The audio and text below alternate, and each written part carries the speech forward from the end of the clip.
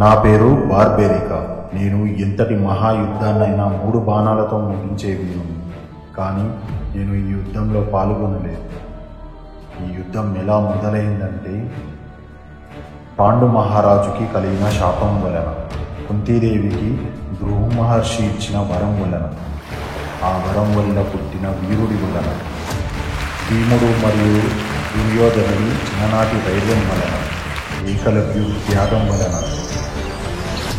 ద్రోణుడు అశ్వత్థామ పాండవులు కౌరవులకు ఇచ్చిన శిక్షణ వలన, ధర్మాన్ని రక్షించడానికి వచ్చిన నారాయణుడి దీపం వలన, కృష్ణుడు అర్జునుడికి ఇచ్చిన మాట వలన, శకుని కాచికల వలన, దుర్యోధనుడి దురాశ వలన, ద్రౌపదికి జరిగిన అవమానం వలన, ఒక వీరుడి మౌనం వలన, భీముడి ప్రతిజ్ఞ వలన, యుధిష్ఠుడి అసహాయత వలన ఈ యుద్ధం మొదలైంది.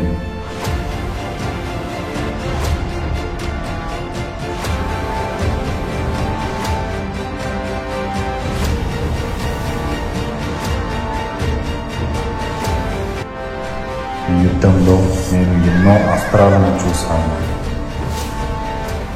అభిమన్యుడు, భీష్ముడు, ఘటోత్కచుడు, కర్ణుడు లాంటి మహావీరుల మరణాలను చూశాను.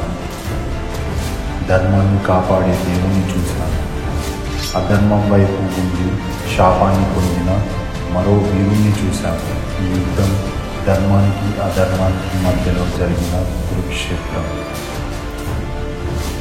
ఈ యుద్ధం గెలుపు కోసం కాదు, ధర్మం కోసం.